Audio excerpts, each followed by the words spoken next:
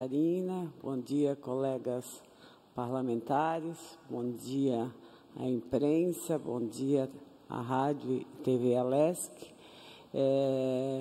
Eu gostaria de, antes de abrir essa sessão, fazer um registro que essa casa está promovendo, nesse momento, ou melhor, a partir de ontem, o terceiro Congresso sobre aleitamento materno.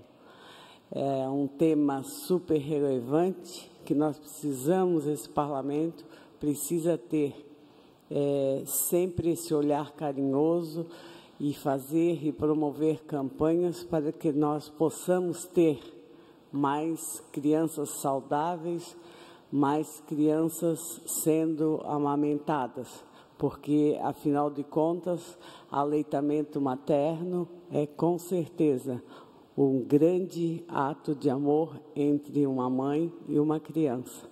Então, faço aqui esse registro, como também quero agradecer às nossas deputadas Ana Paula Lima, a deputada Luciane Carminati, a deputada Ada de Luca, por ter me passado a responsabilidade de coordenar a bancada feminina. Acabei assumindo o cargo ontem e quero, com certeza, dar continuidade ao trabalho feito e desenvolvido até agora pela deputada Luciane Carminati. Vamos, com muita transparência, com muita responsabilidade, com muito trabalho, dar continuidade a esse trabalho feito pela bancada feminina. E agora, a gente, sob a proteção de Deus, declara aberta essa sessão e convido o nosso ilustre deputado Natalino Lázari para proceder à leitura das atas anteriores.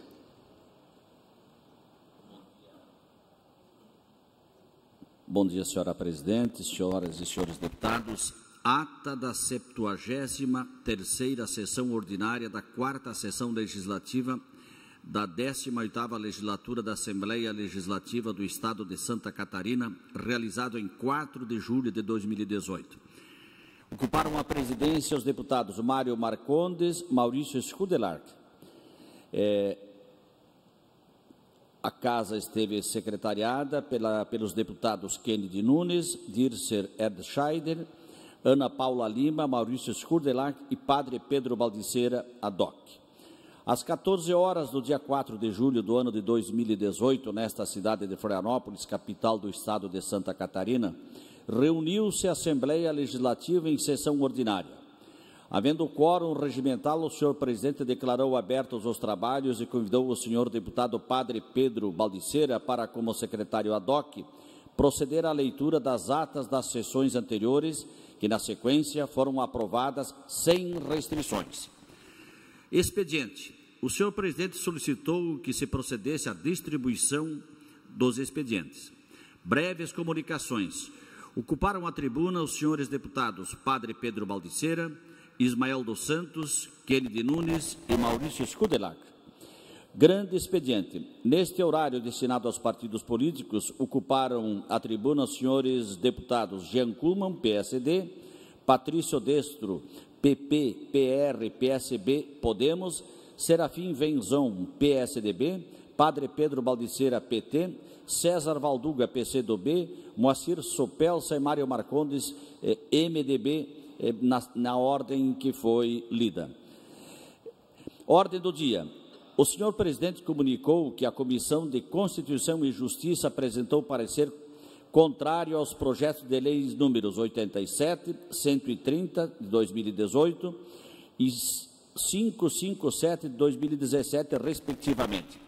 Foram aprovados em turno único o projeto de lei número 113/2018, bem como, em primeiro turno, os projetos de lei números 11/2018, 113/2017. Foram aprovados os pedidos de informação números 121 e 123/2018 e as moções números 205, 208, 210 e 212 de 2018, bem como o requerimento número 574 de 2018. Outro sim, o senhor presidente deferiu os requerimentos números 556, 573, 575, 586/2018 e comunicou que encaminhará aos destinatários as indicações de número 336, 344 e após ser discutida pelos senhores deputados Fernando Coruja, Dirceu Dresch, José Milton Schaeffer, César Valduga, Gabriel Ribeiro, Natalino Lázaro, Luiz Fernando Vampiro, Serafim Venzão, Neudi Sareta, Jean Kuma, Moacir Sopelsa e as senhoras deputadas Luciane Carminati, Ana Paula Lima e Ada de Luca, foi aprovada a moção número 211/2018, na íntegra. Explicações pessoais. Não houve oradores inscritos. Nada mais havendo, senhora presidente, a tratar, antes de encerrar a sessão, convocou outra ordinária para o dia seguinte, no horário regimental. Para constar, eu, segundo o secretário, lavrei e apresentei e li a presente ata. Era isso, senhora presidente. Obrigado, deputado Natalino. Nesse momento, nós entramos em discussão, não tendo alguém para discutir a presente ata, vamos dar por aprovada a ata lida anteriormente. Nesse momento, nós pedimos e solicitamos à assessoria que proceda à distribuição dos expedientes e entramos no horário de breves comunicações. Está escrito para falar por um prazo de 10 minutos o deputado Natalino Lázaro.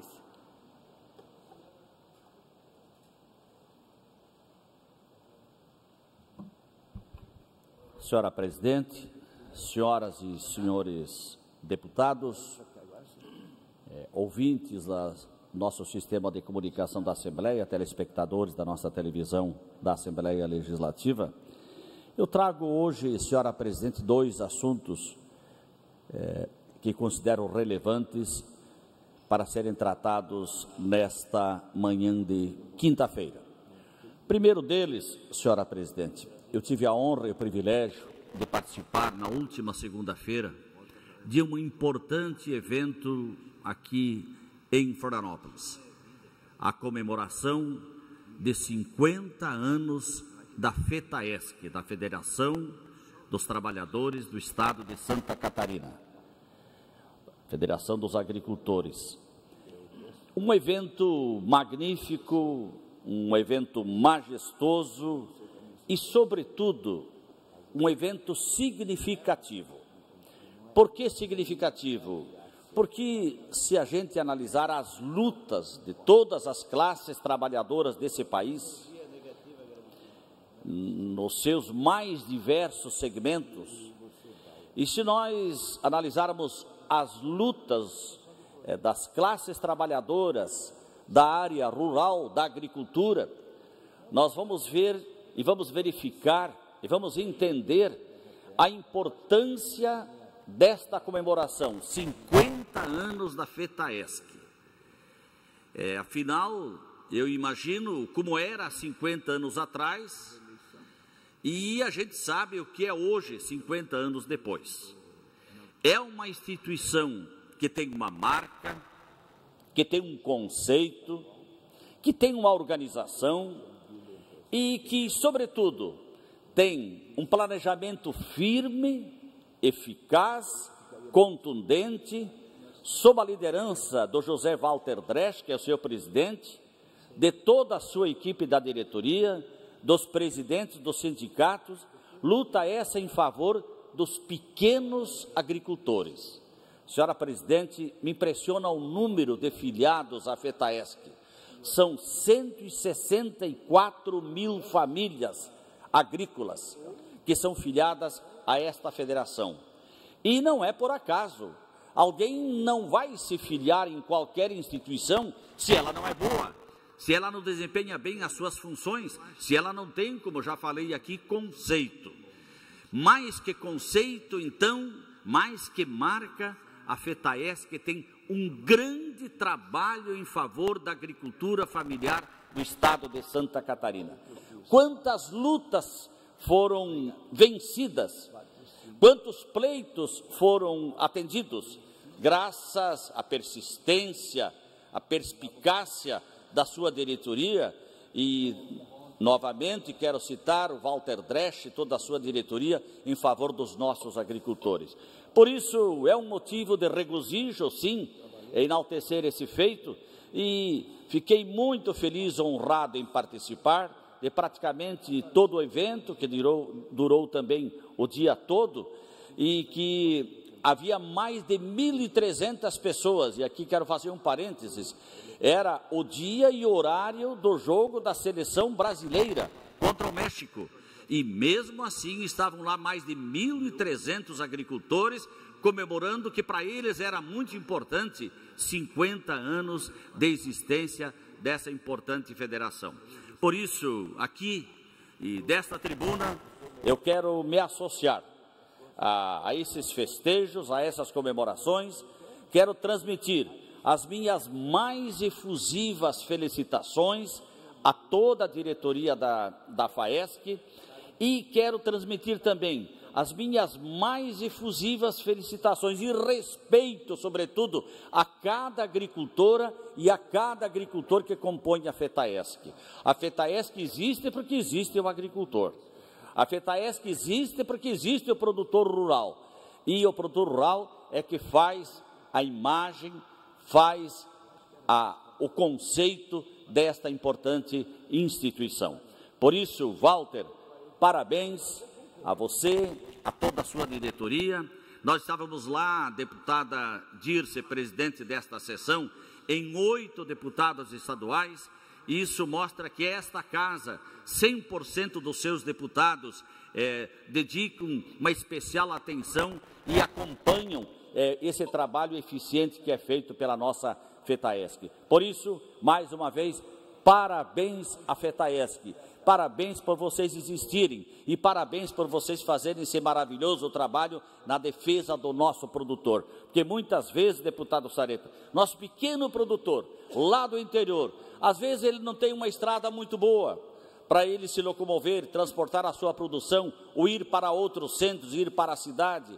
Ele muitas vezes trabalha no vermelho, porque hoje a política da produção agrícola é uma política volátil, incerta, e que você praticamente arrisca, praticamente você joga, tipo jogar numa rifa. Não há claramente uma política em defesa de preços justos para a nossa produção. Então, nós temos que tirar o chapéu, nós temos que referenciar esse produtor. E eu sempre falo aqui, não quero me tornar repetitivo, mas não posso deixar de enfatizar, gente, de que, para mim, o produtor rural é, entre todos os profissionais do planeta, importantes em cada função, o mais importante profissional. O agricultor e a agricultora é o mais importante profissional do planeta. Por quê? Porque ele produz o insumo indispensável para a vida. Ele produz o alimento. E sem o alimento não haveria vida sobre a terra, gente. Aí não haveriam as outras profissões, não haveria o professor, não haveria o médico, não haveria o engenheiro. Por isso, eu sempre realço que o agricultor precisa e deve ser tratado como um profissional. Ele é um profissional da agricultura, ele é o que entende de plantar, de colher, de planejar a sua propriedade. E hoje, a produção de uma propriedade não se limita ao tamanho dela, se limita ao tamanho do negócio que é feito. Uma propriedade pequena de 5, 6, 10 hectares pode ter lá um grande negócio. E por isso esse produtor pode tornar-se um profissional, e por isso mesmo ele exerce esta função. E aí alguém me pergunta, mas por que defender tanto a agricultura? Qual a relação que existe entre o agricultor, a agricultura e o homem da cidade, o homem dos bairros das cidades? Existe uma relação muito estreita, sim, porque nós precisamos de alimento para alimentar o pessoal da cidade. Eu dou um exemplo aqui. A cidade de Videira o bairro da Cidade Alta. Qual é a importância que tem a agricultura para o homem, para a mulher que reside no bairro Cidade Alta de Videira? Claro, se não houvesse quem produz o alimento na região da Grande Videira, de onde viriam os alimentos para abastecer as cidades? Viriam de São Paulo? Viriam de Minas Gerais? Viriam do Rio Grande do Sul? Não, ele é produzido na nossa região, no nosso estado. Essa é a ligação perfeita. E, senhora presidente, eu não podia deixar de fazer um registro aqui. Eu estive nesta semana na Celesc, conversando, numa conversa muito agradável, como sempre, com o presidente da Celesc, o Cleverson Stewart, a respeito do projeto de eletrificação rural, de melhoria da qualidade da eletrificação rural, ou seja, a nossa bandeira é a substituição das redes monofásicas, que são redes atrasadas, ultrapassadas, e por redes trifásicas. Como a agricultura evoluiu, deputado Comig, evoluiu muito, nós precisamos dar ao homem do campo energia elétrica de qualidade, nós precisamos dar telefonia rural, nós precisamos dar estradas melhores, e nós estamos com um projeto já discutido há muito tempo, inclusive com a Assembleia do Rio Grande do Sul, diversos seminários, em Brasília, junto à ANEEL, em Brasília, junto ao Ministério da Agricultura, em busca de recursos e alternativas para nós substituirmos essas redes ultrapassadas, fracas, que não atendem mais a tecnologia de hoje, por redes trifásicas de melhor qualidade. Fomos muito bem recebidos pelo presidente da Celesc e ele nos garantiu novamente que o projeto está pronto, o projeto está redondo. O único problema de ter não acontecido o start desse projeto é de que a lei eleitoral hoje impede qualquer tipo de investimento e não entender deles é um fator impeditivo para não começar nesse ano ainda. Mas no ano que vem, o meu candidato a governador certamente vai colocar no seu plano de governo para startar essa tão importante demanda da agricultura de Santa Catarina, que é a instalação das redes trifásicas no interior do estado. Muito obrigado, senhora presidente.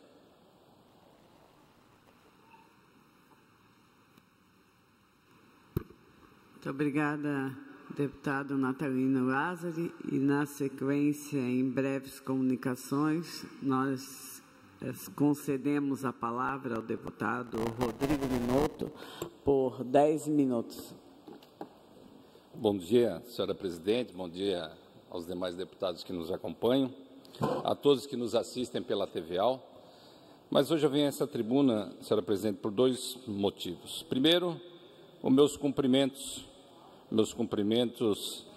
ao senhor João e à senhora Orione, que tem a felicidade de ter o Felipe como neto, o Felipe que embarcou no início do mês para a Suécia e para a França, foi o único catarinense convocado pela Seleção Brasileira de Handebol para o Campeonato Mundial de Handebol que está acontecendo nos países da Suécia e na França. E tivemos a felicidade de receber a informação que mesmo com 15 anos de idade, o Felipe, com 1,91 m e usa um calçado de 45, tiveram a felicidade de ganhar da Alemanha agora recentemente por 14-12.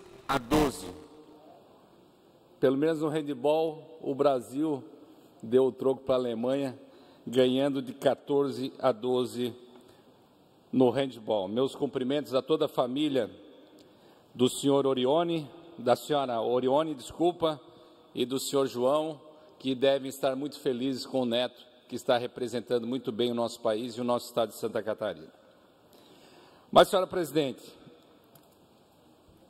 eu venho acompanhando a situação da educação no nosso estado de Santa Catarina e me chamou a atenção ontem o pronunciamento do nosso colega, amigo, deputado Vampiro, que mesmo do mesmo partido da secretária de Educação tomou a iniciativa de pedir para que ela pudesse se retirar da função em razão de tudo que vem acontecendo na Secretaria de Estado da Educação. É lamentável que o fechamento das vagas de matrículas dos SEDUPs em Santa Catarina, o contingenciamento da educação que vem ocorrendo pelo governo do Estado, nos preocupa muito.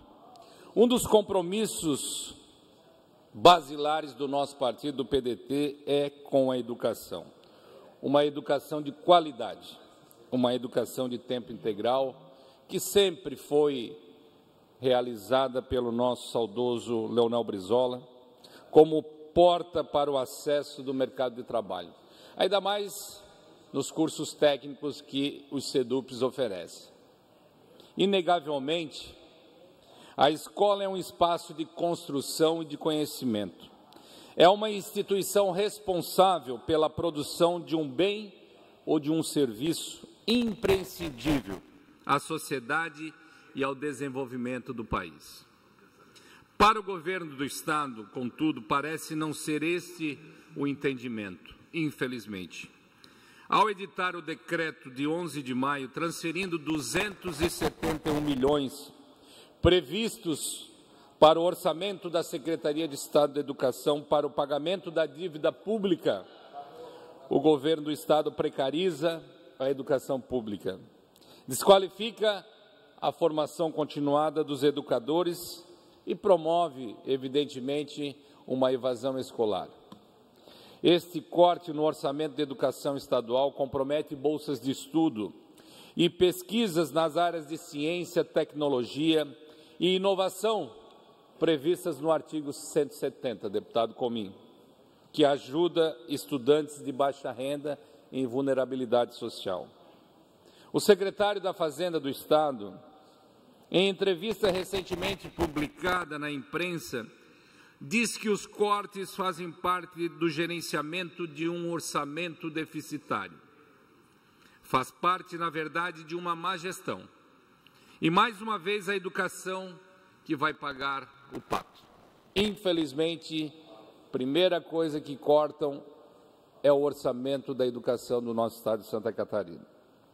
Já não bastam escolas sucateadas, professores mal remunerados e o desaparelhamento na rede de educação como um todo. Este corte de 271 milhões afronta a educação de todos como um direito constitucional intransferível e inexpurgável. Nós do PDT, nos colocamos sempre ao lado dos educadores e dos alunos, por uma educação de qualidade, por garantias de verbas na educação, como uma exigência da contemporaneidade, como uma exigência das demandas sociais e educacionais, como exigência para o desenvolvimento de inteligências e conhecimento, como uma exigência para o desenvolvimento do nosso estado de Santa Catarina. Então, senhora presidente, esta semana foi uma semana muito forte, no sentido de que nós temos que olhar com mais carinho a educação pública de Santa Catarina. Eu espero que em breve a secretária de Estado possa vir a esta Casa Legislativa, junto à Comissão de Educação, para prestar os devidos esclarecimentos desses cortes, desse novo modelo de gestão para a educação em Santa Catarina, que está afetando diretamente pais, alunos, professores, e nós não podemos ficar aqui omissos, calados, vendo as coisas acontecerem e nada fazer. Então, eu vou somar ao coro do nosso amigo deputado Vampiro, que a secretária de Estado desta pasta tão importante do governo, secretária de Estado da Educação, repense a sua forma de gestão ou peça para sair. Muito obrigado, senhor presidente. Obrigado, deputado Rodrigo Minotto. Na sequência, em breves comunicações, está com a palavra por 10 minutos o deputado Comim, o homem do sul do estado de Santa Catarina, que lidera toda aquela região com muita sabedoria e com muito trabalho. Obrigado, deputada Dirce, que preside essa sessão. Na verdade, sou um dos, né? Na minha modéstia, na minha humildade, na minha simplicidade, mas um dos colaboradores, né? desse parlamento no Estado e, de maneira especial, o sul de Santa Catarina. Senhor presidente, eu faço uso da tribuna na manhã dessa quinta-feira com um grau de satisfação, sabe? E muito empolgado, porque nós estamos visualizando, estamos tendo a oportunidade de poder visualizar aquilo que implementamos enquanto secretário de Assistência Social, Trabalho e Habitação, durante o período em que lá estivemos, de 1 ano, 1 mês e 4 dias. E dentre tantas outras ações que foram empreendidas, que aliás tenho procurado percorrer o Estado e agora, visitando em loco as 80 obras que lançamos lá, de CRAS, de CREAS, de Centro de Acolhimento e Centro-Dia do Idoso, 2 sendo executados no município de Cocal do Sul e outro na região serrana, mais especificamente na terra do amigo Gabriel Ribeiro, um novo Centro-Dia, dentro da concepção do SUAS, e acoplado a isso uma condição onde se estende a participação de uma cancha de bocha, uma piscina de terapia e placa solar para dar sustentabilidade ao processo. E Guaramirim, um centro de acolhimento que está em execução.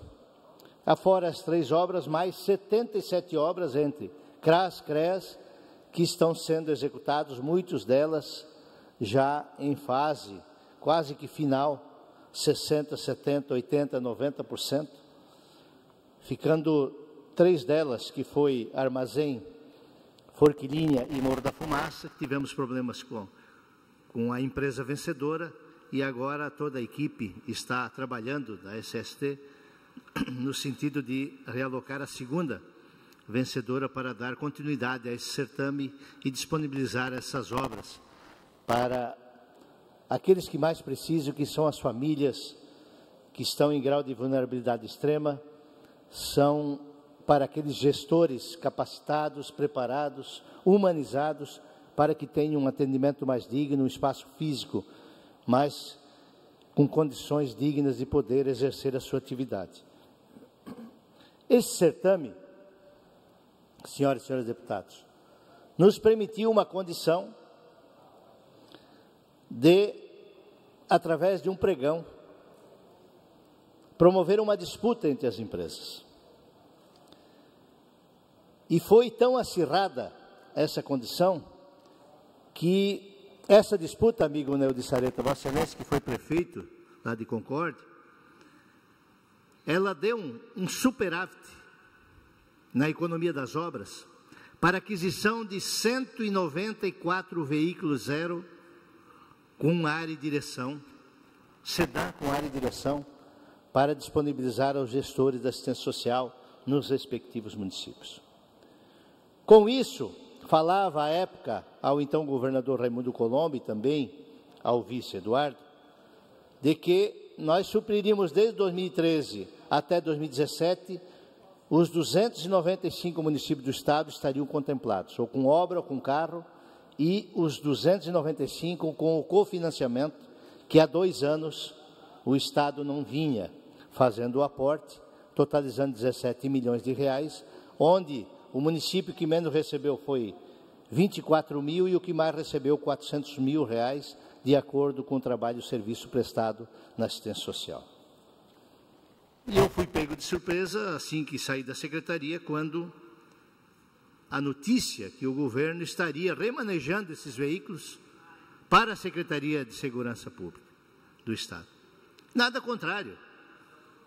Porém, é preciso saber entender, e falava aqui diante dessa tribuna, que o governador Eduardo Moreira, até pelo seu conhecimento, e um médico de excelência, um cardiologista, que sabe o que significa a prevenção na vida das pessoas, eu disse, muito longe de mim pensar que está se utilizando de má fé, ou qualquer desvio de conduta, muito longe disso.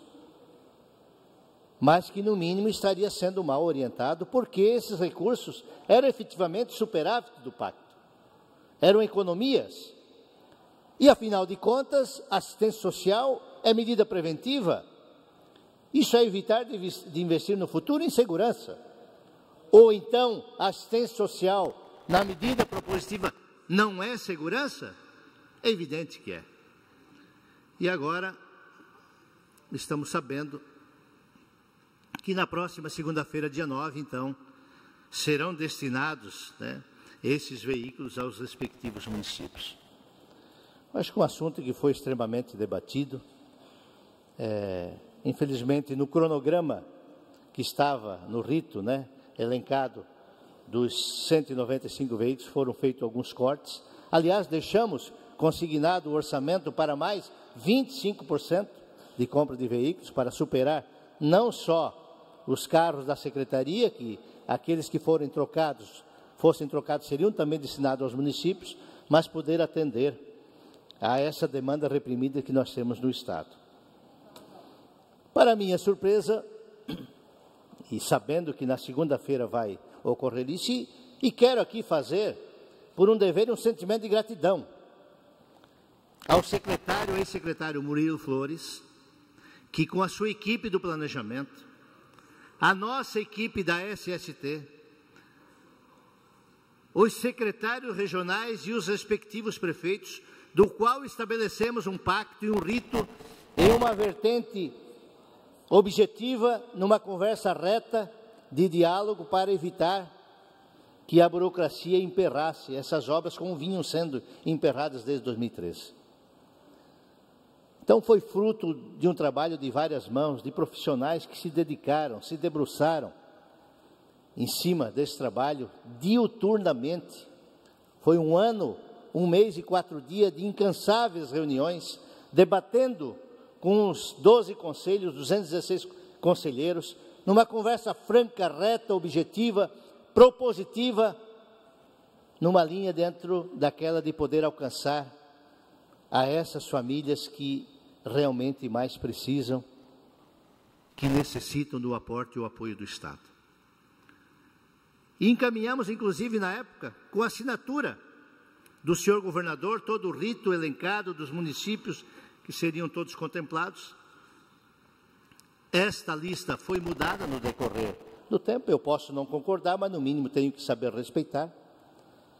Porém agora, amigo Gabriel, amigo Valduga, tem a história do chupim. Não tem a história do chupim? Aquele que espera, fica rondando, e quando vê que o ninho está pronto, vai e posa em cima. E tem parlamentares daqui agora correndo nas prefeituras dizendo: não, esse foi um trabalho meu, foi um pedido meu, eu que eu fiz. Olha, esse foi um trabalho de toda uma equipe, evidentemente que foi coordenada por mim, sim, e com a essência do ex-governador Raimundo Colombo. Mas foi um trabalho de dedicação, de renúncia, de pessoas que se ausentaram muitas vezes dos seus afazeres da sua família para estar lá, para tentar viabilizar esses investimentos e colocar à disponibilidade dessas pessoas. Onde temos 280 mil cidadãos que a renda da família não ultrapassa R$80 por mês. Associado a isso, 1 milhão de pobres. E venham me dizer de que assistência social não é prioridade? O oportunista está aí, sim. Mas eu prefiro ir na linha serena do sentimento de dever cumprido, de gratidão àqueles que ao meu lado estiveram, que consentiram a sua participação, que dedicaram o seu tempo e o seu conhecimento para que nós pudéssemos fazer a entrega desses veículos, dessas obras, do cofinanciamento, de poder ir nas 4 reservas indígenas, levar a capacitação daqueles que são seres humanos, como nós, da carteira do artesanato por excelência. E foi esse o papel que desenvolvemos. Por isso, eu faço um desabafo, com um tom de indignação mas ao mesmo tempo com um sentimento de gratidão. Mais um minuto para concluir, deputado. Com o sentimento de gratidão e de dever cumprido. E eu espero que na próxima segunda-feira, os senhores prefeitos, os senhores vereadores, as lideranças, os gestores da assistência social sabem do que eu estou falando. E o rito que foi estabelecido, porque essa documentação chegou. E como eu disse agora, pós assim, ronda o tal chupim. Essa é a essência que é caracterizada a esse nome. O chupim, o oportunista que vem tentar tirar proveito daquilo que não fez. E isso está caracterizado na essência de um trabalho, uma dedicação de dezenas, de centenas de mãos, que independente das questões ideológicas, tem um espírito de convergência por uma causa comum de tentar ajudar essas pessoas que mais precisam. Era isso, senhora presidente, senhores deputados.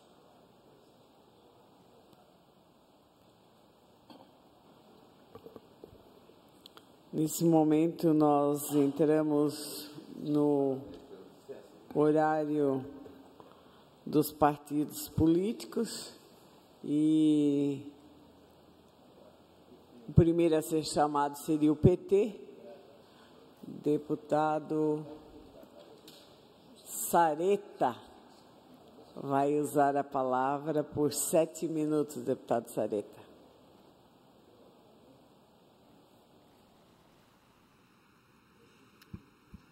Senhora presidenta, senhores deputados, estimados catarinenses que acompanham esta sessão, não poderia deixar de manifestar nesse horário, mais uma vez, o nosso descontentamento com os cortes de recursos que o governo do Estado está fazendo com as bolsas de estudo destinadas aos estudantes catarinenses.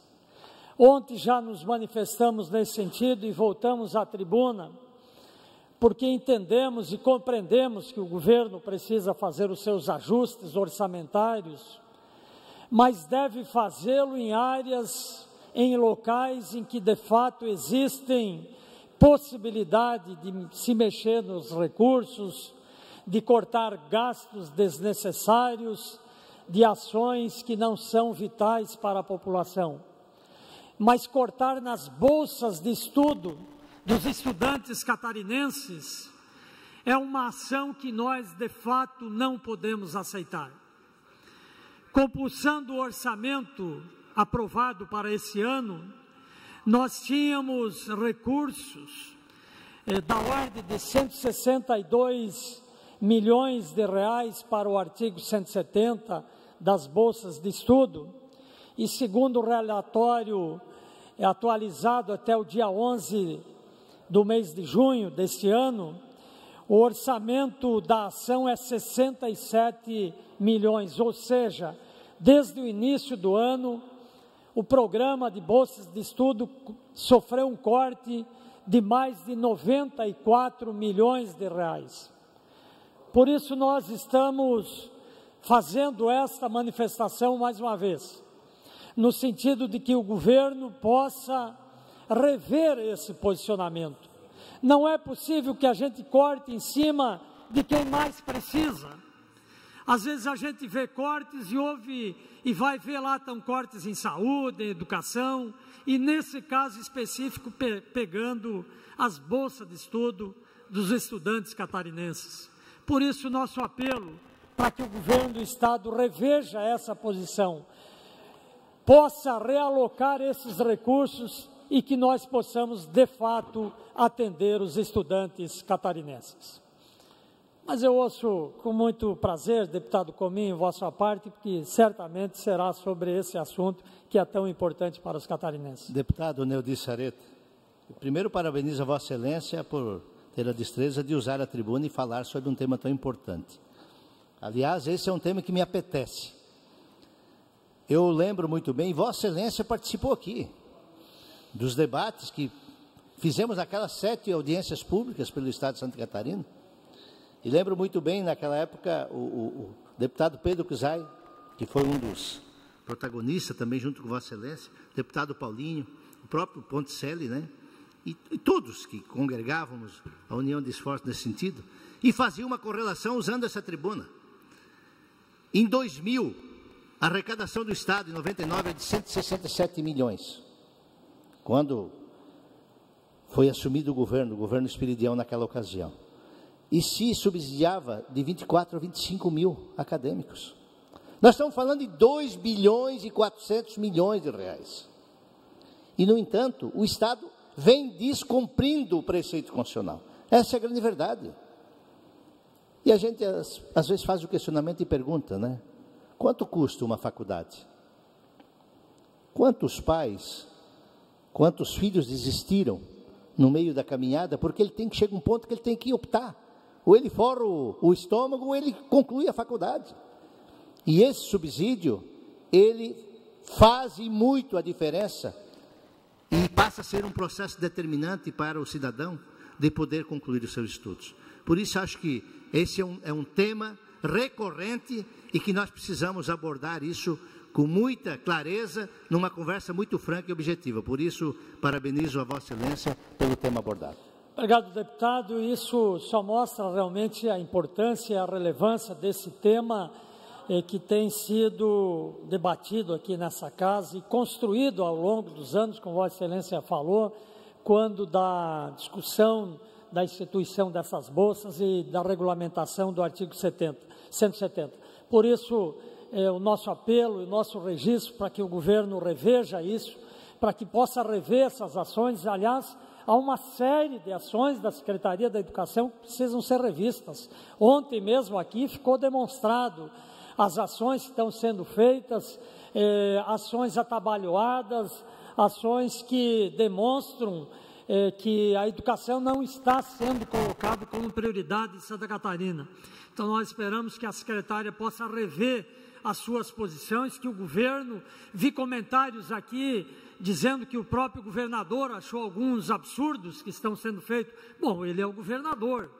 Se ele achou absurdo, ele tem que tomar, então, a providência lá, no sentido de que essas coisas sejam restabelecidas. Por isso, o nosso apelo, em nome dos estudantes catarinenses, para que não metam a mão no dinheiro da Bolsa de Estudo dos catarinenses. Obrigado.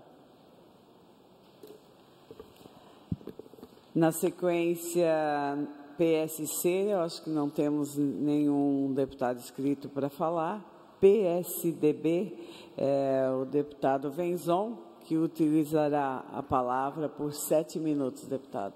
Senhora presidente, senhores deputados, prezado colega e amigo deputado Neudi Sareta, deputado Valduga, e que Vossa Excelência levanta aqui no momento muito oportuno, no momento que, na semana que vem, nós vamos votar aqui a LDO.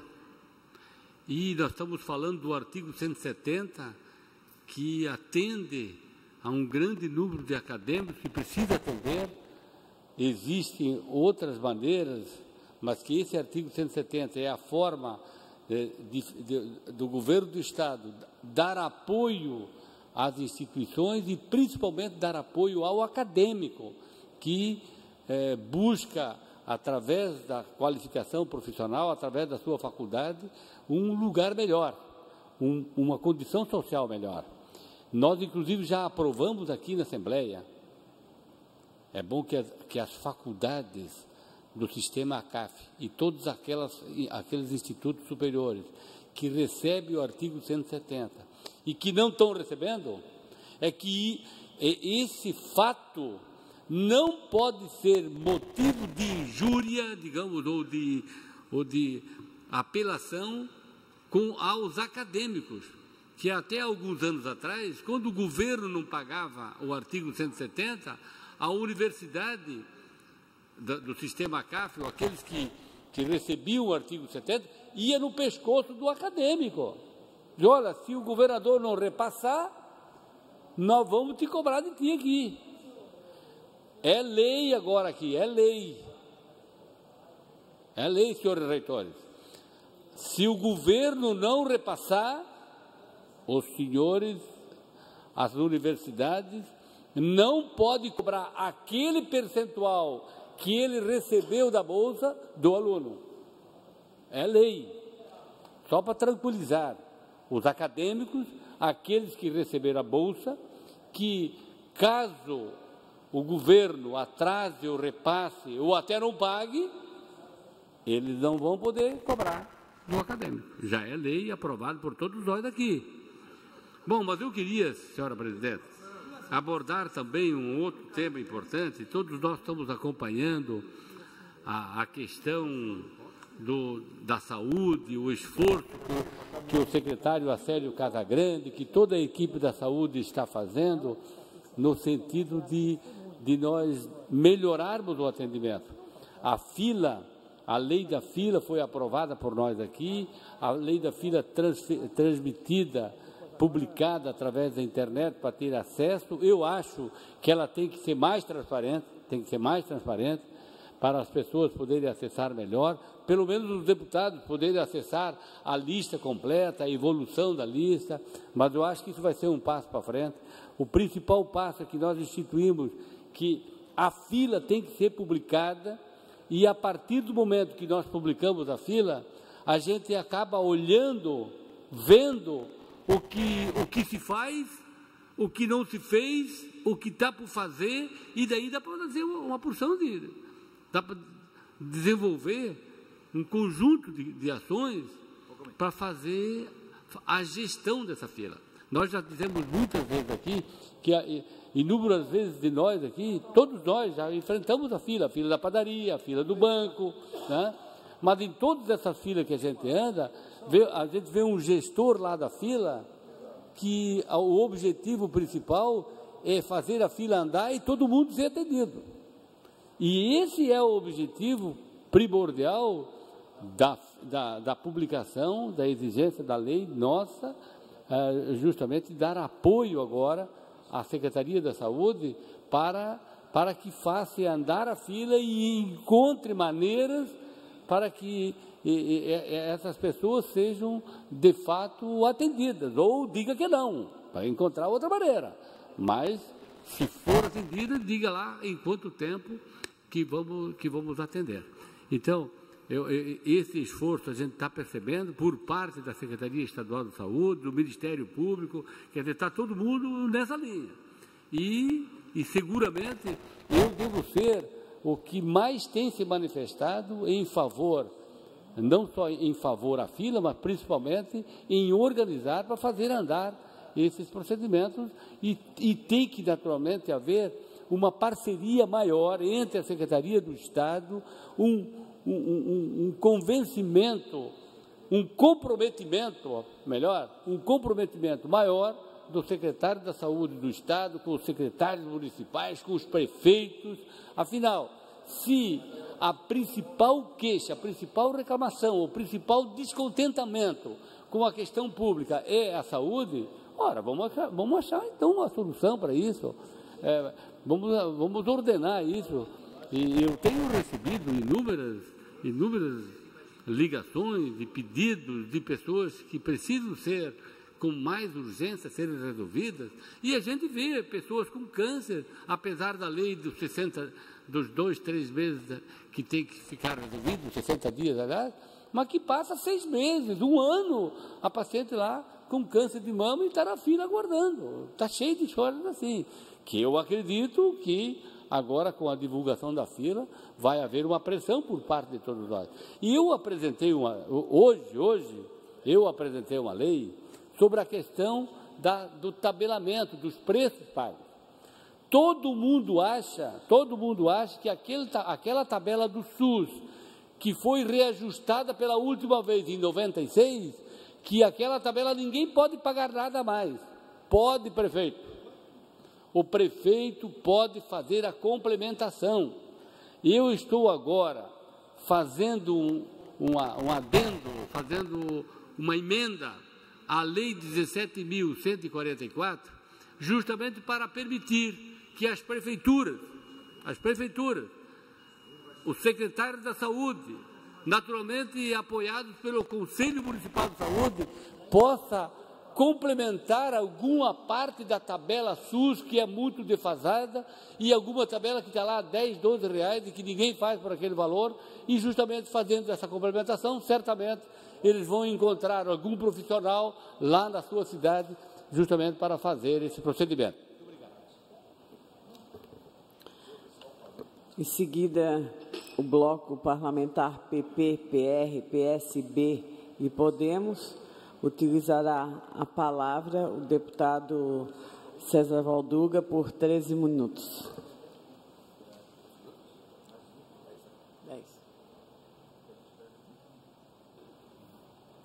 10 minutos.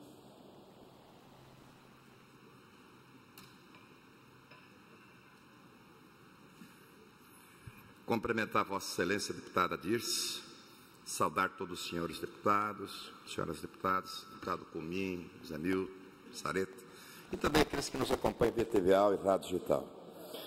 Mas, senhora presidente, vem à tribuna desse dia de hoje tratar sobre um tema que é o contorno Jaborá ao município de Ouro, com também a situação da nossa BRF no nosso estado de Santa Catarina. Aonde que estamos muito preocupados, senhora presidente, com toda a população do Vale do Rio do Peixe, que é a possibilidade de paralisação das obras da SC 467 entre Jaborá e o município de Ouro, deputado Titon. O Estado está se submetendo a alguns ridículos, principalmente, aonde que trajetos como também de Capinzal a Piratuba, com muitos buracos, aonde que, inclusive, dentro dos buracos lá tem CDs, deputado Titon, com o nome de canções: Vem, Senhor, Deus do impossível, oração da família, e até, deputada Dirce, de pessoas que nos dias de chuva vão pescar dentro daqueles buracos na SCC. Portanto, deputado Milton, o que representa tudo isso? É o verdadeiro descaso com as nossas rodovias do nosso estado de Santa Catarina. Da mesma forma, esta possibilidade de paralisação da SC 467 entre Jaborá e o município de Ouro. As informações é que a obra pode estar comprometida devido aos cortes feitos pelo governo federal e a situação financeira preocupante por parte do governo do estado. E nós aqui temos, inclusive, debatido esse assunto por diversas vezes, do comprometimento por parte do governo federal, do estado, com as nossas rodovias.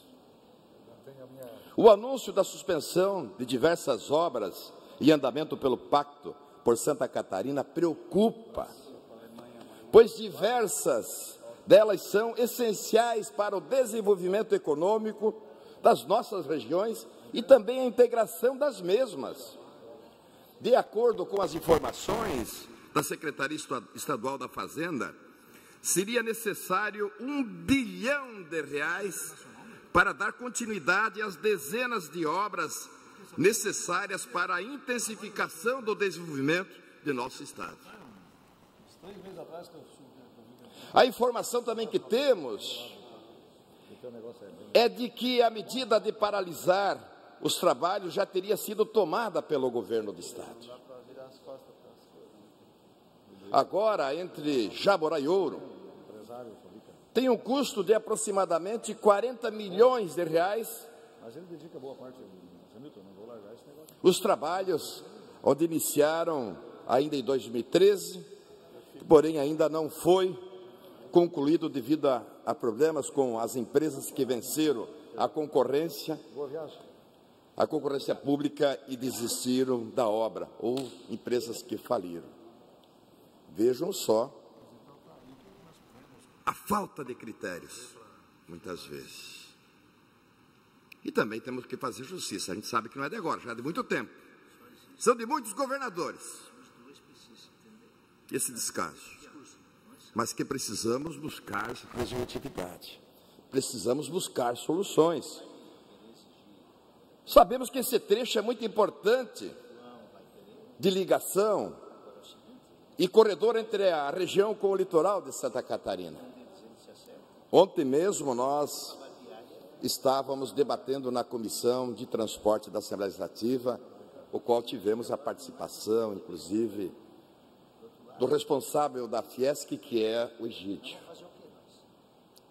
Um grande guerreiro, lutador pelas nossas rodovias, enfim, que tem estudos e que intensificam cada vez mais essa luta na melhoria da nossa malha viária, do nosso estado. Aonde que está a ferrovia? Aonde que está as nossas SCCs, as nossas BRs? Um verdadeiro descaso. Se faz tantos projetos e planos, intensificam estudos de impacto ambiental, mas que não acontece. Nós precisamos urgentemente, portanto, buscar soluções. Isso é competência do governo do Estado. Nós temos a prerrogativa de legislar, fiscalizar e cooperar com os atos do Poder Executivo. Essa é a nossa verdadeira função, de ser a voz daqueles que não têm voz nesse parlamento, de ser um instrumento do povo de Santa Catarina na busca de políticas públicas e trazer a realidade de todos os cantos do nosso estado. Porque, afinal de contas, nós somos deputado do estado de Santa Catarina. Não é de um bairro, não é de uma rua, é de estado. E essa é a nossa competência. Por isso, mais uma vez, deputado Cumim, sabemos que Vossa Excelência tem sido muito assíduo nessa luta pelas nossas rodovias, de buscar essa solução, mas que ela seja urgente. Não podemos permitir que de um governo passa para outro governo, e um vai empurrando para o outro e vai ficando. Vai ficando. Mas uma outra situação, que é muito importante e também preocupante ao mesmo tempo, de tratar sobre a nossa população do nosso oeste Santa Catarina, que é o anúncio de que a BRF vai demitir 350 funcionários do segundo turno de abate de perus e estuda suspender a produção por 5 meses após as férias coletivas de 1.400 trabalhadores, pais de famílias, que iniciam no próximo dia 30 de julho. De acordo com o presidente do Sindicato dos Trabalhadores das Indústrias de Carnes de Chapecó e região, Sintra Carnes, Genir de Paula, a informação foi repassada nesta quinta-feira em reunião realizada na unidade. Essa é uma notícia muito ruim, por isso tem um impacto muito grande no nosso estado, não só para os trabalhadores, mas para todos os que dependem da agroindústria, de toda a cadeia produtiva, olhando sobre a questão da geração de renda no nosso estado, de famílias que têm seus compromissos, têm seus comprometimentos e que precisamos, sem dúvida nenhuma, estar atento e de olho, apoiando esses trabalhadores. Essa é uma notícia muito ruim para o nosso estado, aonde que a indústria traz, portanto, essa informação. Isso traz um prejuízo para o município de Chapecó, Concórdia, Capinzal também, mas isso reflete muito na nossa economia catarinense, na geração de emprego e renda, na cadeia produtiva. O abate de frangos em Chapecó, por exemplo, que é de 220 mil aves por dia, pode ser suspenso por 6 meses. 6 meses. O abate de perus, que é de 30 mil por dia, deputado Comim, deve seguir paralisado também em 2 turnos. A empresa fez um comunicado confirmando que a unidade vai continuar funcionando, mas com ajustes. E esses ajustes, a corda acaba arrebentando sempre do lado mais fraco, é dos trabalhadores. aqueles que pagam a conta. Tudo isso, senhoras e senhores, isso é parte do processo de desmonte da cadeia produtiva da proteína animal. Os embargos econômicos, tão competitiva, inclusive internacionalmente, e tão importante para o desenvolvimento do nosso estado de Santa Catarina. Aí estão os efeitos da Operação Carne Fraca, dos embargos e da falta de políticas de incentivo ao setor, onde que o governo tem que buscar diplomacia internacional para que possa interagir junto ao mercado. No sul do estado, a crise do arroz, deputado Zé Milton Schaeffer. Lá no oeste, crise da bacia leiteira. No Vale do Itajaí, a crise do nosso pescado, deputada Dirce. E a crise da proteína animal. Precisamos nos unir. Por isso nós precisamos juntar todas as forças para buscar soluções e resolutividade, mas acima de tudo, diplomacia, para que possamos encontrar soluções. Obrigado. Obrigado, deputado César Valduga. Nesse momento, nós vamos suspender essa sessão e abrir o espaço para as senhoras Altair Alves Lúcio e Flávia Persson, são membros da Associação de Mulheres Negras Antonieta de Barros. Ambas, assunto é a vida da nossa parlamentar Antonieta de Barros e seu papel na história de Santa Catarina. Então, convidamos as nossas convidadas a entrarem no plenário e fazer uso da palavra por 10 minutos.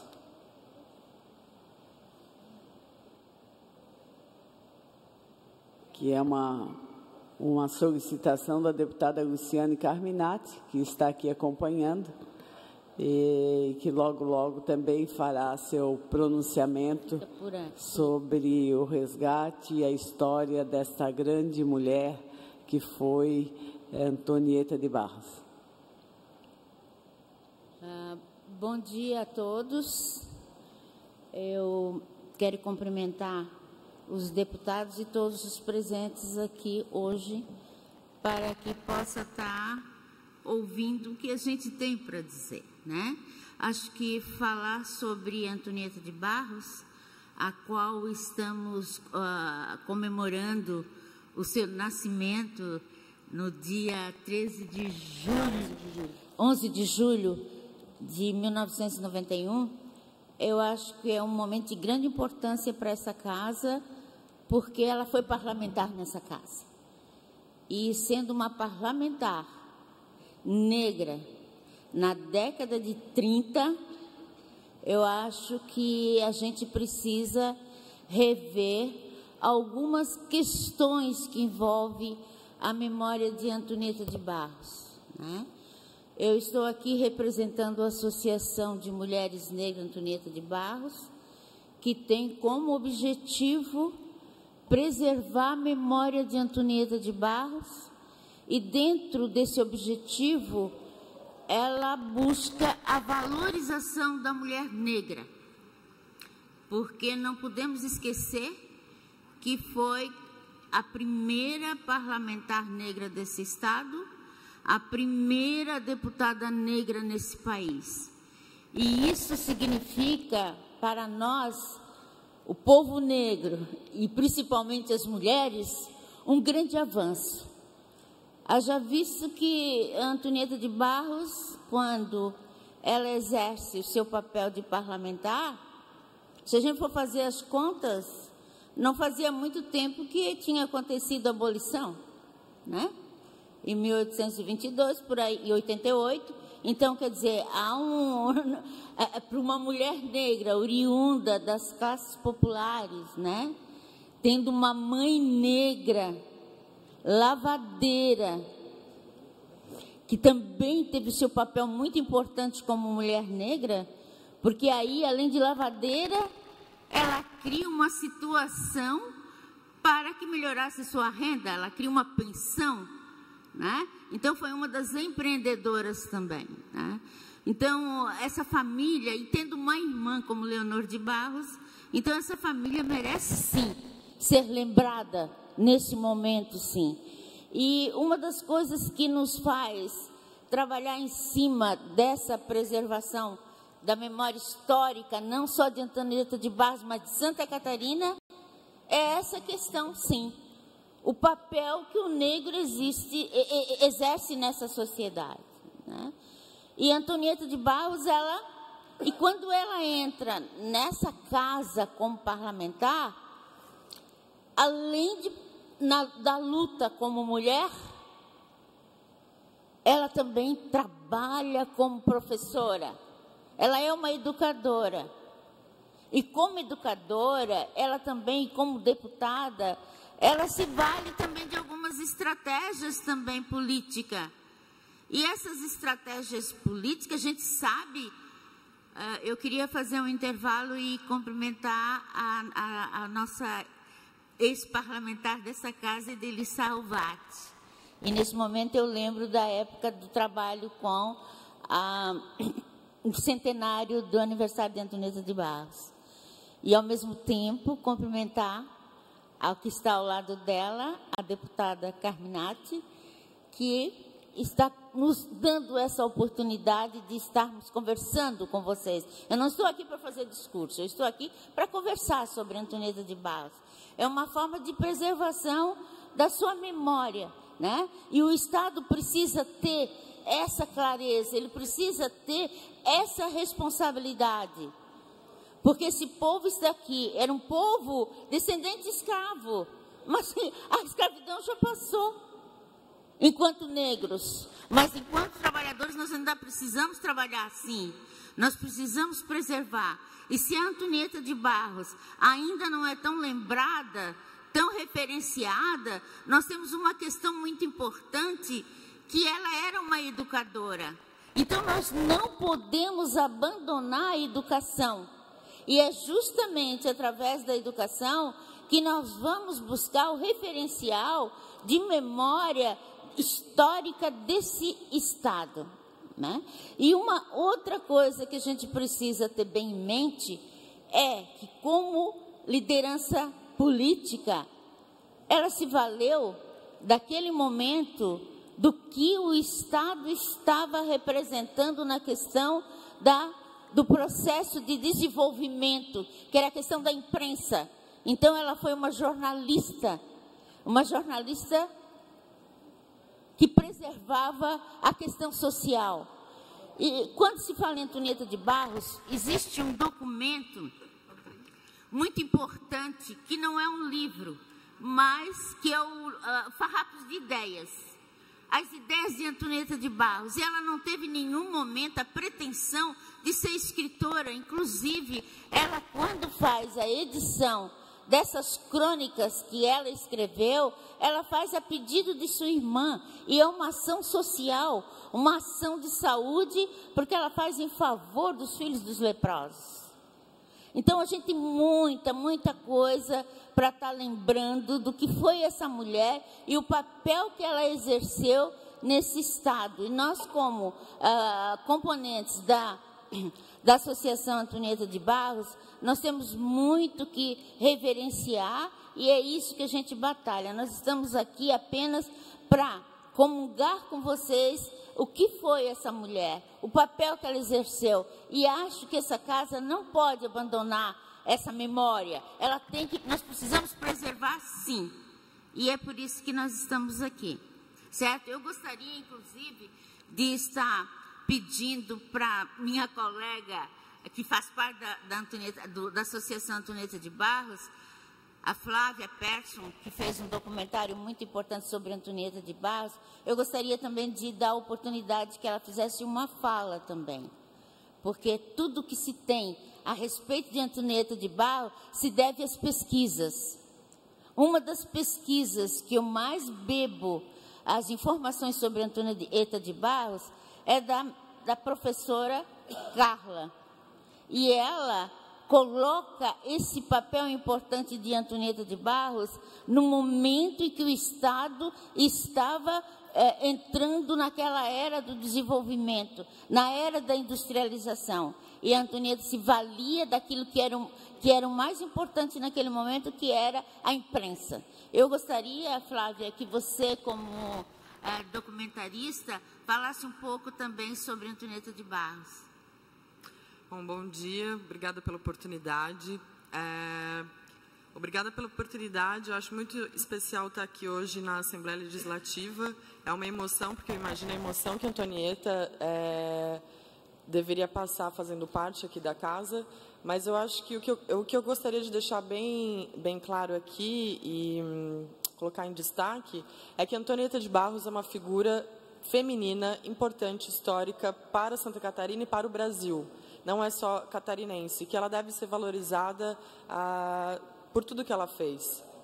Como a Altair já disse, uma mulher negra, filha de ex-escrava, que se tornou professora, que se tornou cronista, foi deputada por 2 vezes, e ela merece que a memória dela seja preservada, ela merece uma valorização, por isso que a AMAB está aqui, e a AMAB também tem propõe projetos de preservação e revitalização da memória dela, né?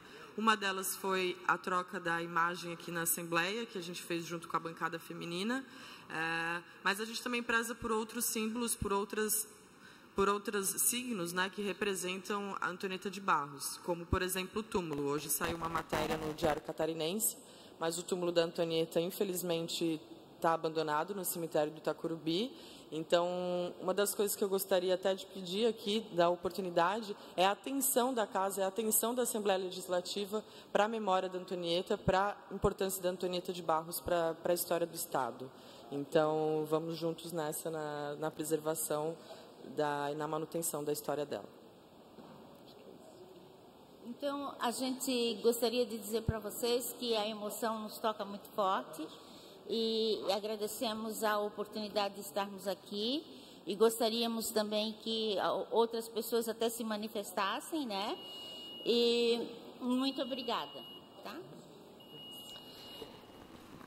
Concedo a palavra à deputada Luciane Carminati, que até o dia de ontem foi a nossa coordenadora da bancada feminina e que fez também toda uma alteração na nossa galeria Lilás, da foto da nossa querida deputada, essa mulher que tem essa história linda, maravilhosa e que deve ser preservada por muitos e muitos anos, porque com certeza esses anos todos já se passaram, mas ela ainda é a nossa grande referência como mulher, não é mesmo? Nossa senadora Ideli Salvati, que muito nos alegra a sua visita aqui hoje e que logo, logo também queremos ouvi-la aqui nesse parlamento, falando sobre a nossa deputada, nossa querida Antonieta de Barros. Então, com a palavra a deputada Luciane Carminati. Eu quero cumprimentá-las, a Altair e também a Flávia, e agradecer pela oportunidade em compartilhar esse momento com vocês duas, em nome da Associação das Mulheres Antonieta de Barros. Também cumprimentar a nossa presidenta, agora coordenadora da bancada feminina, a deputada Dirce, em especial aqui conosco, a nossa sempre senadora Ideli Salvati, que foi deputada aqui nesta casa, e também protagonizou, né, toda essa história bonita Antonieta de Barros. Então, primeiro agradecer pela presença de vocês, acho que é simbólico isso para nós, nesse momento em que Antonieta de Barros completaria nesse mês 117 anos. E nós precisamos abrir espaços para a memória, especialmente das mulheres. E neste caso, em especial, nós temos a primeira deputada negra do Brasil, que saiu aqui de Santa Catarina. E nós temos a primeira deputada estadual catarinense negra professora.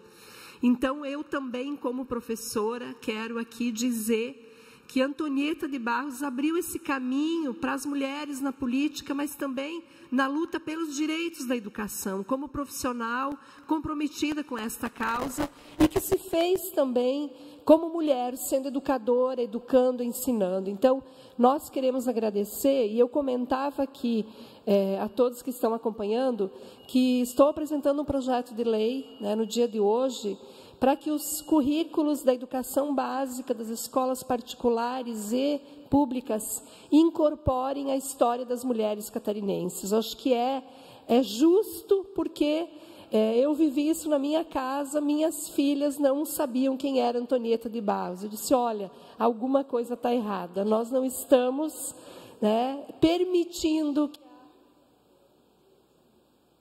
Mais um minuto, deputada Luciana. Obrigada.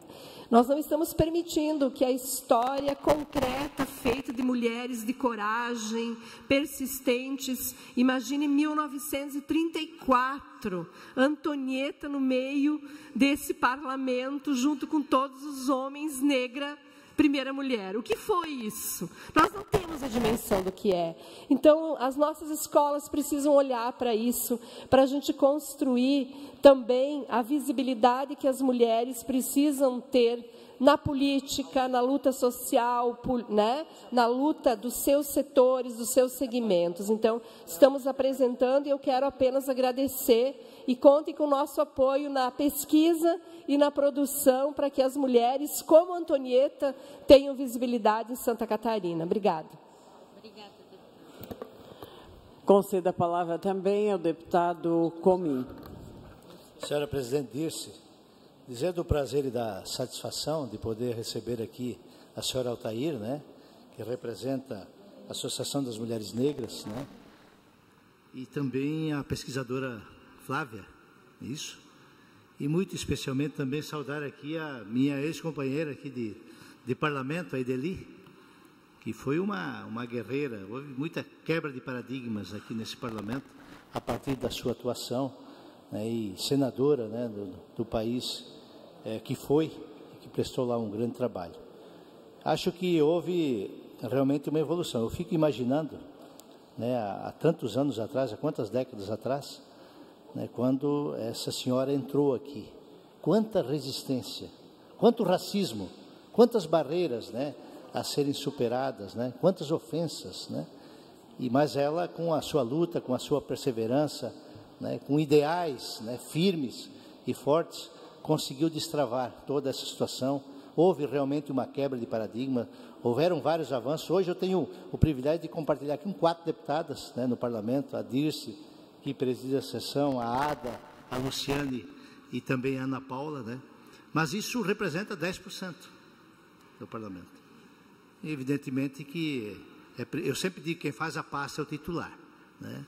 Mas elas estão realmente desenvolvendo um grande trabalho, né? Elucidando os fatos, tornando-se um expoente mais autenticado, mais vivo, né? Mais presente.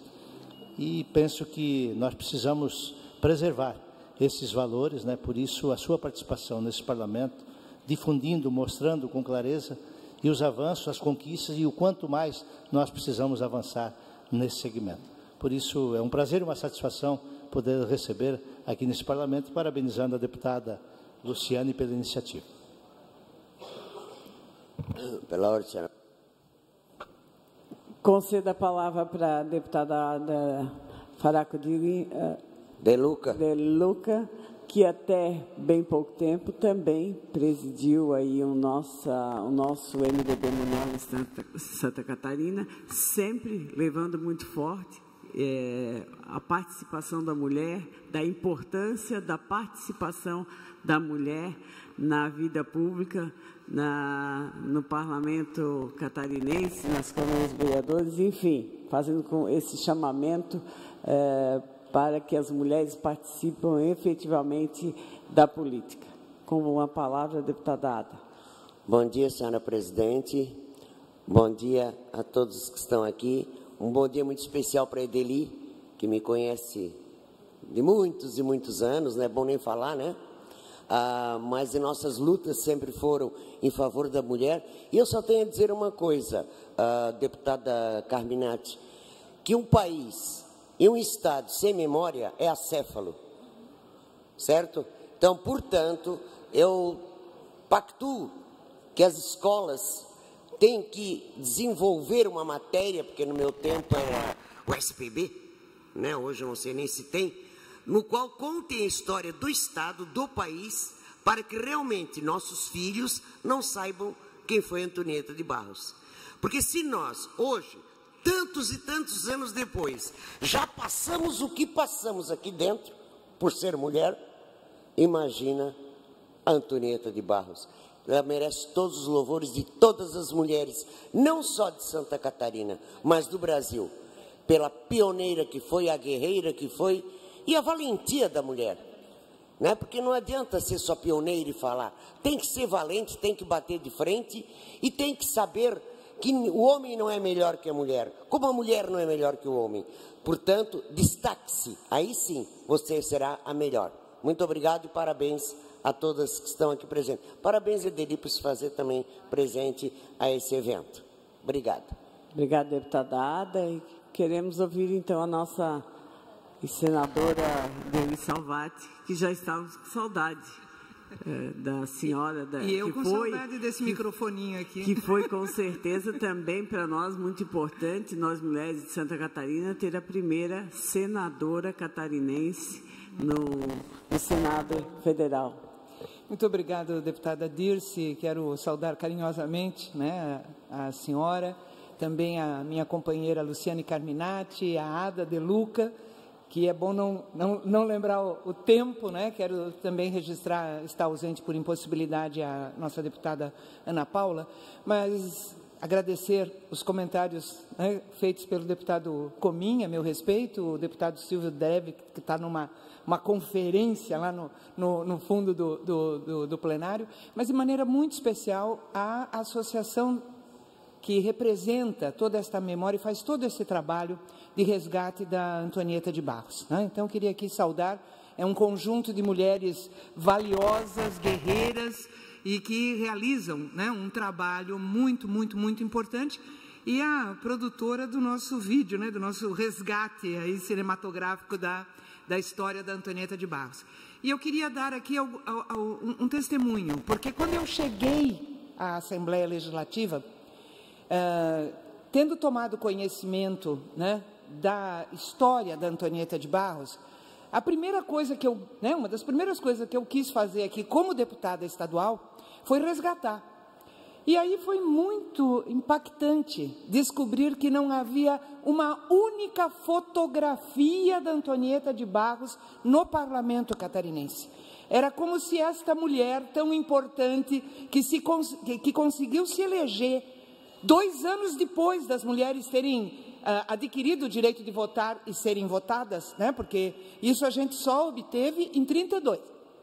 E ela se elegeu em 34. Num estado que é considerado loiro de olhinho azul. Entende? Uma mulher negra, né? Filha de ex-escrava, numa condição socioeconômica, né, bastante comum, infelizmente, ainda, né, aos...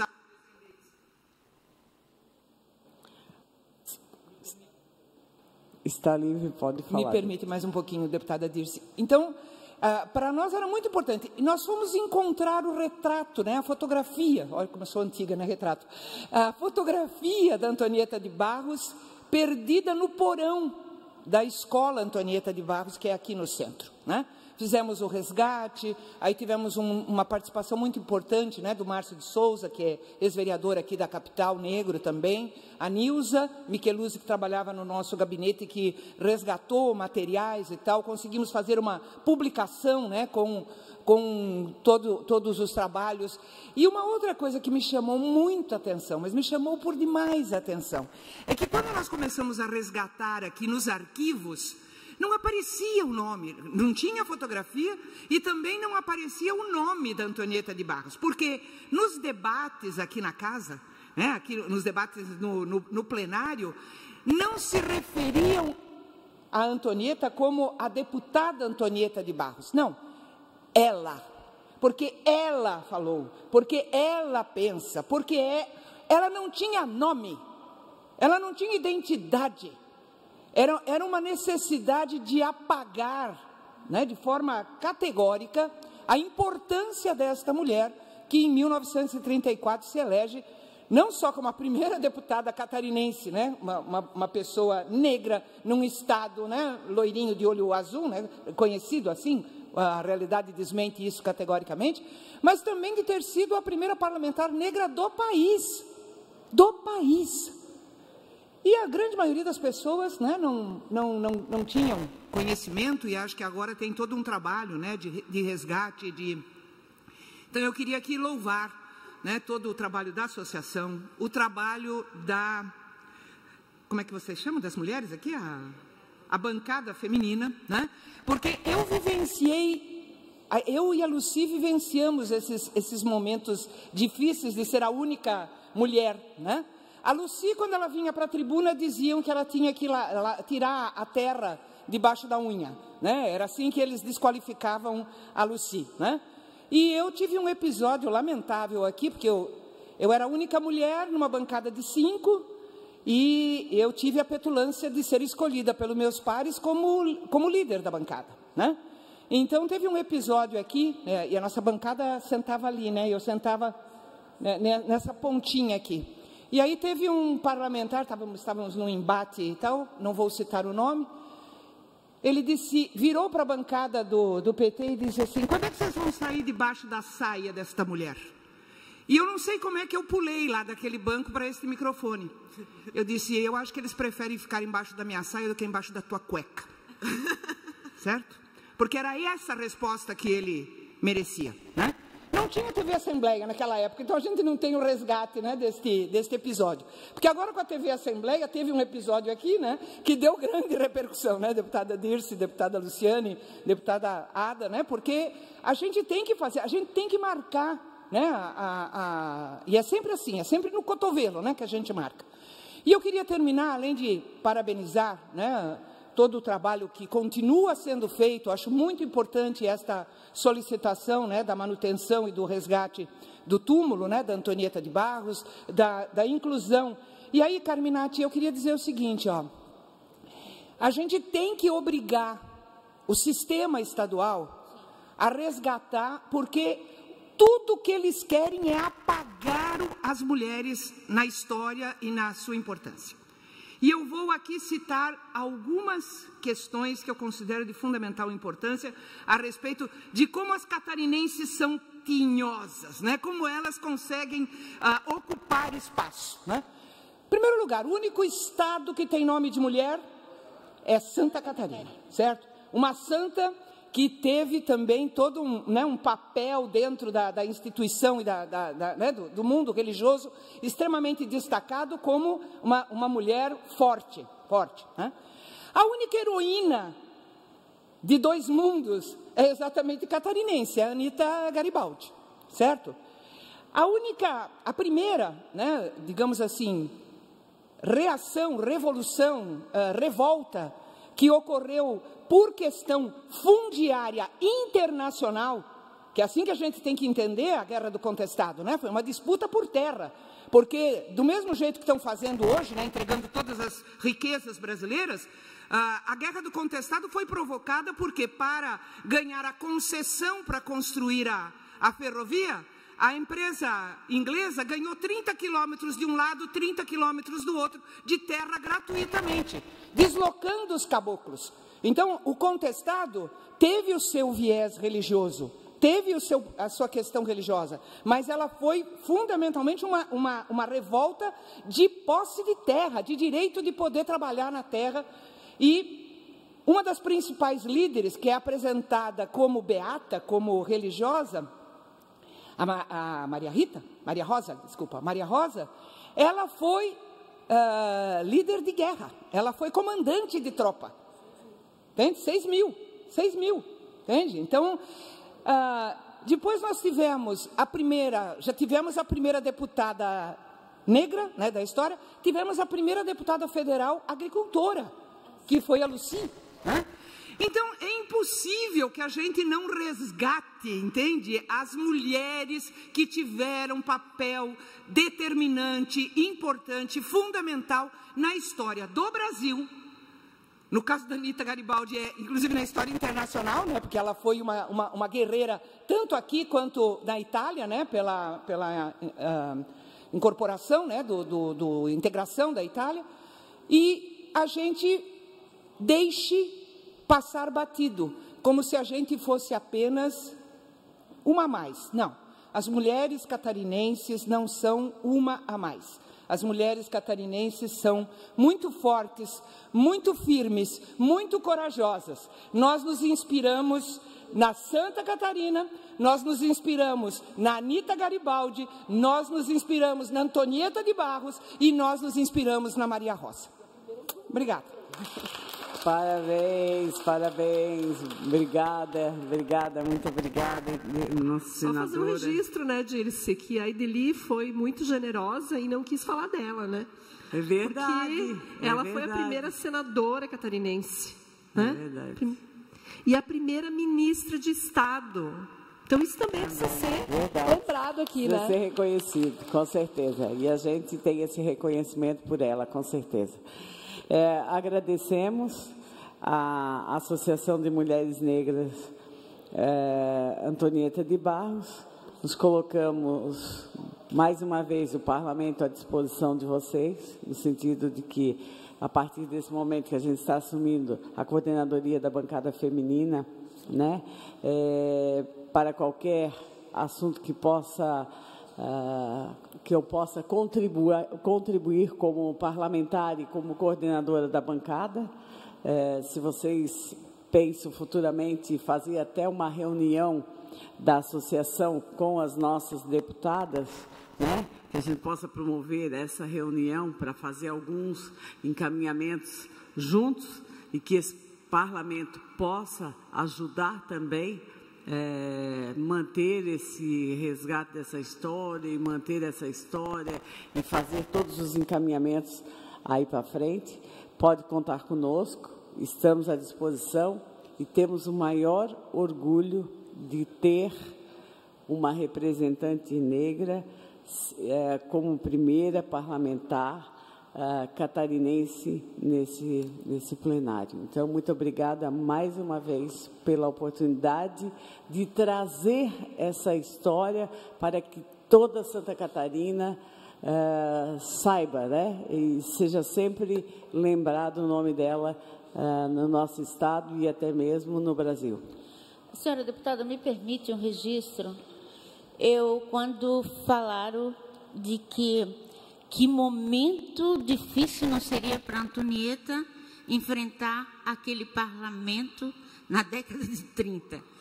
E eu queria registrar que eu estou muito emocionada e realmente eu faço a dimensão do que ela deve ter sentido, porque é o que eu estou sentindo agora, tomada pela emoção, e gostaria de registrar, quando eu olho todo esse parlamento de uma cor só, eu queria registrar a presença de duas negras que estão fazendo parte, inclusive de uma grande líder do movimento negro aqui em Florianópolis, que é a Vera Fermiani.